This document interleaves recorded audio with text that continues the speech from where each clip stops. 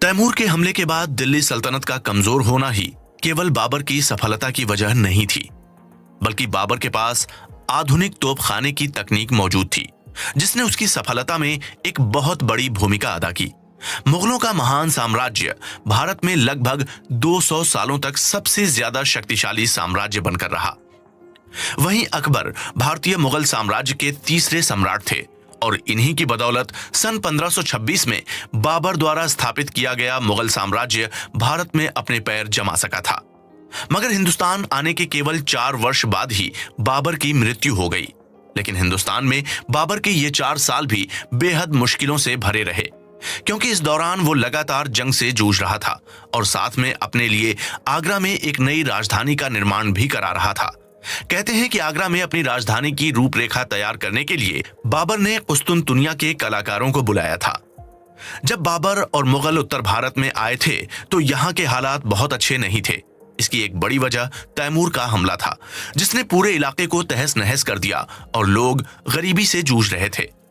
हालांकि दूसरी ओर दक्षिण में विजयनगर साम्राज्य एक बेहद समृद्ध और फलता फूलता साम्राज्य था, जिसकी तारीफ करते हुए कई यूरोपीय यात्रियों ने अपने वर्णन लिखे हैं। अफगानों के आने से भारत काफी प्रभावित हुआ था और देश में प्रमुख परिवर्तन देखने को मिले। यह सिलसिला मुगलों के साथ और भी आगे बढ़ा, क्योंकि मुगल अफगानों के मुकाबले ज्यादा बेहतर संस्कृति से संबंध रखते थे और उनके जीवन का स्तर ऊंचा था। खासतौर पर मुगल जो तकनीकें और तौर तरीके ईरान से लेकर आए थे, उन्होंने भारत में मुगलों की जीवन शैली पर एक बड़ा प्रभाव डाला, जो कि आगे चलकर भारत की आम जनता तक पहुंचने लगा। इतिहास में अगर देखा जाए तो बाबर एक आकर्षक, साहसी और जागरूक राजकुमार तथा कला और साहित्य के शौकीन व्यक्ति के तौर पर नजर आता है, जिसे उच्च गुणवत्ता का जीवन जीना पसंद था। वहीं उनका पोता अकबर और भी आकर्षक था और उसमें बाबर की सारी खूबियां देखी जा सकती थीं। अकबर भी साहसी, एक सक्षम और जोशीला सेनापति था और फिर भी उसका हृदय कोमलता और करुणा से भरा था। अकबर एक आदर्शवादी और सपने देखने वाला इंसान था, लेकिन साथ ही वो एक कर्मठ व्यक्ति और एक ऐसा नेता था जिसने अपने चाहने वालों के भीतर वफादारी को जगाया। एक योद्धा के रूप में अकबर ने भारत के बड़े हिस्सों पर विजय प्राप्त की, लेकिन उसकी निगाहें इससे भी बड़ी जीत पर टिकी हुई थीं, जो किसी जमीनी जंग से नहीं हासिल की जा सकती थी। अकबर की निगाहें हिंदुस्तान के लोगों के मन और दिल की विजय पर टिकी थी। जैसा कि अकबर के दरबार में मौजूद पुर्तगाली लिखते हैं और बताते हैं कि अकबर की वो सम्मोहक आंखें धूप में समुद्र की तरह जीवंत थीं। अकबर की इन आंखों में अखंड भारत के पुराने सपने ने फिर से आकार लिया। अकबर केवल एक राज्य को राजनैतिक तौर पर एकजुट नहीं करना चाहता था, बल्कि वो पूरे भारत के लोगों को एकजुट करने का सपना देख रहा था। सन 1556 के बाद से लगभग 50 वर्षों के अपने लंबे शासनकाल के दौरान अकबर ने अब तक अपने इसी सपने पर काम करना जारी रखा। बहुत से अभिमानी राजपूत सरदार जो किसी अन्य व्यक्ति के सामने नहीं झुकते, उनको अकबर ने अपने पक्ष में जीतने में सफलता हासिल की थी। इसके साथ ही अकबर ने एक राजपूत राजकुमारी से शादी की और उनका बेटा और उत्तराधिकारी जहांगीर इस तरीके से आधा मुगल और आधा राजपूत हिंदू था। वहीं जहांगीर का पुत्र शाहजहां भी एक राजपूत मां का पुत्र था। इस प्रकार नस्लीय रूप से ये तुर्क मंगोल वंश तुर्क या मंगोलों से कहीं अधिक भारतीय हो गया था। भारत में अकबर को राजपूत कला और संस्कृति ने बेहद प्रभावित किया था और इनके साथ काफी जुड़ाव महसूस करते थे। वहीं अकबर ने राजपूत राजघरानों के साथ वैवाहिक संबंध स्थापित किए, जिनकी मदद से उन्हें भारत में अपने साम्राज्य को बढ़ाने में और मजबूत करने में काफी सहायता मिली। इसके साथ ही मुगल और राजपूत संस्कृतियों के इस मिलन से भारत में काफी बदलाव देखने को भी मिले। ये बदलाव केवल राजनीतिक मुद्दों तक सीमित नहीं थे, बल्कि इन्होंने भारत की कला और संस्कृति पर भी अपना गहरा प्रभाव छोड़ा है। राजपूतों के साथ संपर्क में आने के बाद मुगलों पर तेजी से भारतीय रंग चढ़ने लगा और इसी तरह राजपूत भी काफी हद तक पारसी संस्कृति से प्रभावित हुए और इसका असर उनके रहन सहन और कला पर देखने को मिलता था। अकबर अपने साथ ज्यादातर राजपूत राजघरानों को मिलाने में सफल रहे, लेकिन वो मेवाड़ के महाराणा प्रताप को अपने सामने झुकाने में कभी सफल नहीं हो पाया।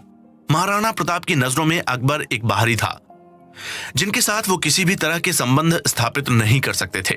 महाराणा प्रताप ने अकबर के साथ संधि करने की बजाय अपना सारा जीवन जंगलों में बिताने का फैसला किया था। इसी दौरान अकबर ने अपने आसपास बेहद काबिल लोगों का एक समूह तैयार कर लिया था जिन्हें लोकप्रिय रूप से अकबर के नवरत्न कहा जाता था। अकबर के नवरत्नों में फैजी, अबुल फजल, बीरबल, राजा मान सिंह और अब्दुल रहीम खान खाना जैसे लोग शामिल थे। वहीं अकबर का दरबार सभी धर्म और आस्था को मानने वाले लोगों के मिलने का केंद्र बन गया और यहाँ पर आकर सभी लोग खुलकर अपने विचारों और अपनी आस्थाओं के बारे में बात कर सकते थे तथा दूसरे लोगों की आस्थाओं और विचारों को भी सुन सकते थे। मगर अकबर द्वारा सभी मान्यताओं और विचारों को अपने दरबार में सुनना और उनका प्रोत्साहन करना परंपरावादी मुस्लिम समुदाय को बिल्कुल भी पसंद नहीं आता था और कई लोग इसके खिलाफ भी थे। लेकिन अकबर ने इस पर ज्यादा ध्यान नहीं दिया और उसने खुद दीन इलाही नाम की एक नई आस्था की शुरुआत करने की कोशिश की। इसमें सभी धर्म और मतों के विचार शामिल किए गए थे। ये अकबर का शासनकाल ही था जिसने उत्तर भारत में हिंदू और मुस्लिम एकता को बहुत हद तक आगे बढ़ा दिया था। वहीं अकबर की लोकप्रियता जितनी मुसलमानों के बीच थी, लगभग उतनी ही लोकप्रियता का अनुभव हिंदुओं के बीच भी होता था। अकबर की इन्हीं नीतियों ने मुगलों को भारत में मजबूती से जम जाने का मौका दिया। वहीं अकबर के शासनकाल की सफलता को इसलिए आश्चर्यजनक माना जाता है क्योंकि उसके शासनकाल में मध्य भारत और उत्तर भारत के बीच जो एकता की भावना जागी थी वो वाकई में हैरान करने वाली थी। अकबर का बाहरी होना एक बड़ी बाधा थी और इसी तरह दूसरे धर्म और जाति भी एक बड़ी चुनौती बनकर उभरे। लेकिन अकबर ने इन सभी बाधाओं और चुनौतियों को पार करते हुए जो एकता की भावना भारतीय लोगों में पैदा की वो वाकई में काबिले तारीफ थी। अकबर के बाद शासन करने वाले जहांगीर और शाहजहां भी बहुत कुशल राजनेता या शासक नहीं थे, लेकिन उनका राज्य इसलिए बेहद सफल रहा क्योंकि उन्होंने अकबर की बनाई हुई व्यवस्था पर काम करना जारी रखा।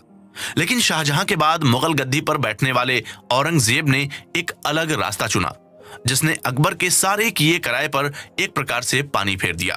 इस सब के बावजूद अकबर ने जो जात पात और धर्म से ऊपर उठकर भारतीयों के मन में एकता की भावना पैदा की थी, वो भारतीय लोगों के मन में से अब पूरी तरीके से गायब नहीं हुई।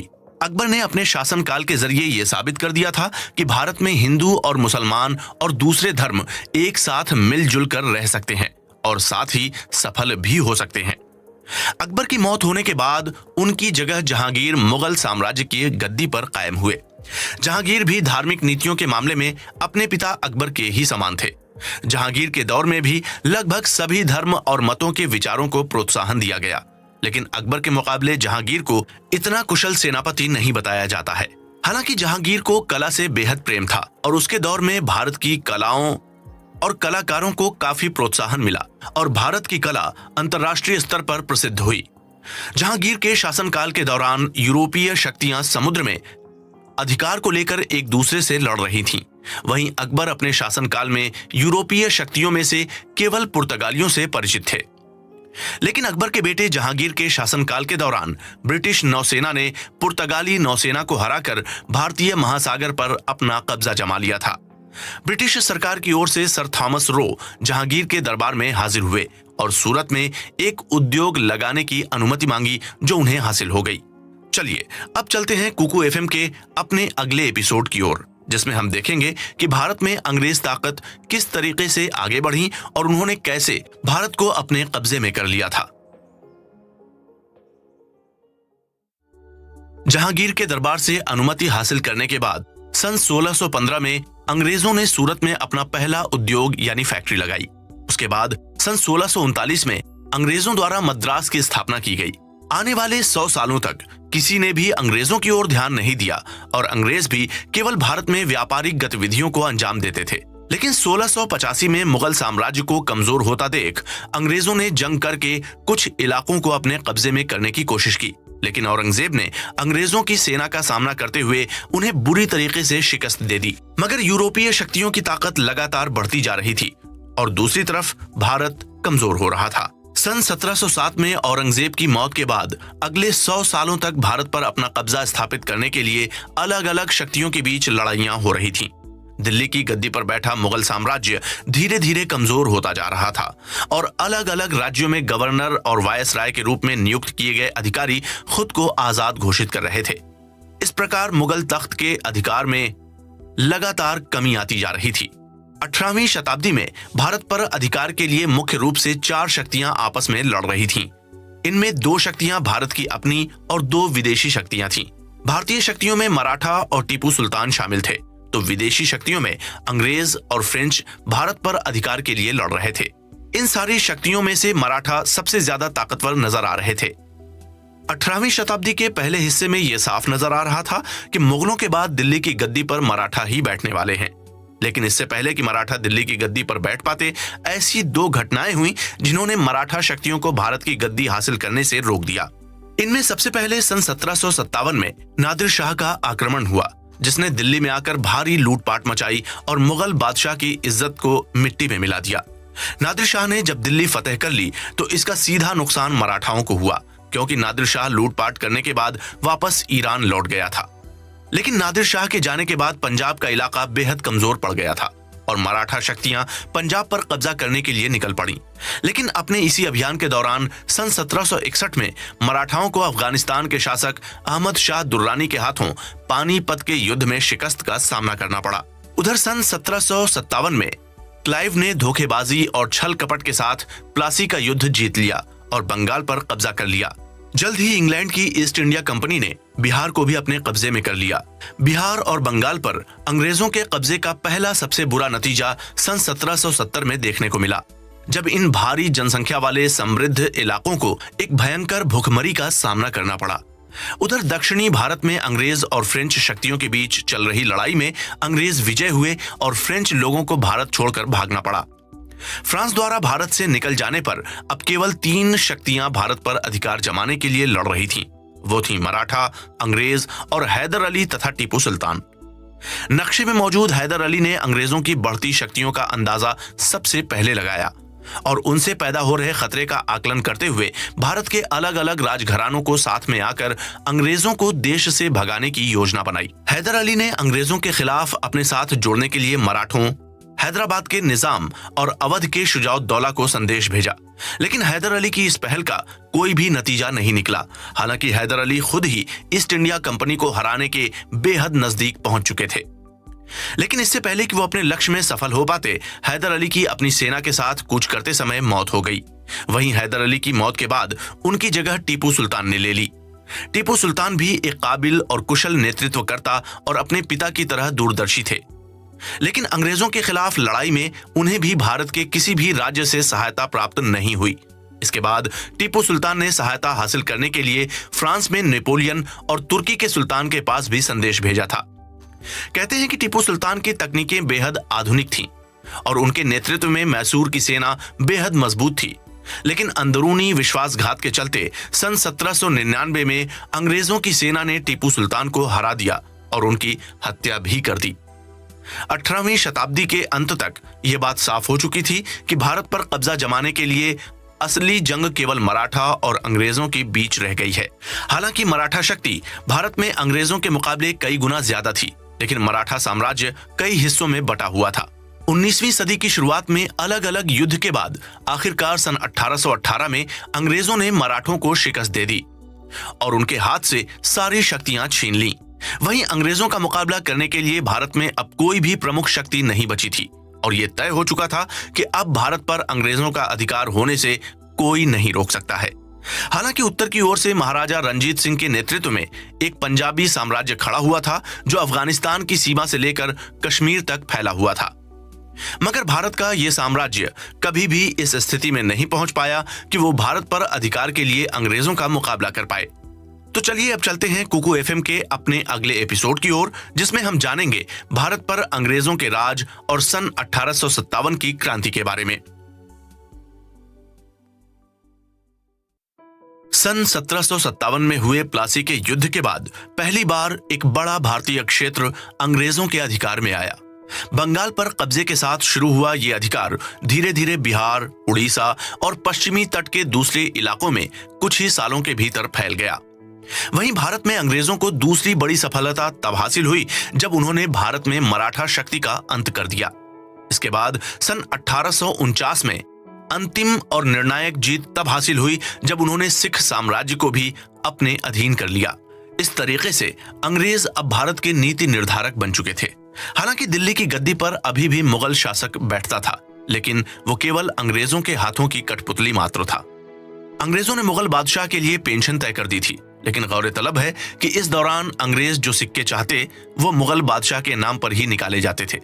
लेकिन भारत पर अंग्रेजों का राज भारतीय जनता के लिए बहुत मुश्किल भरा साबित हुआ। अगर गौर से देखा जाए तो जो भारत के इलाके अंग्रेजों के अधिकार में सबसे ज्यादा समय तक रहे वो आज की तारीख में देश के सबसे गरीब इलाकों में से एक हैं।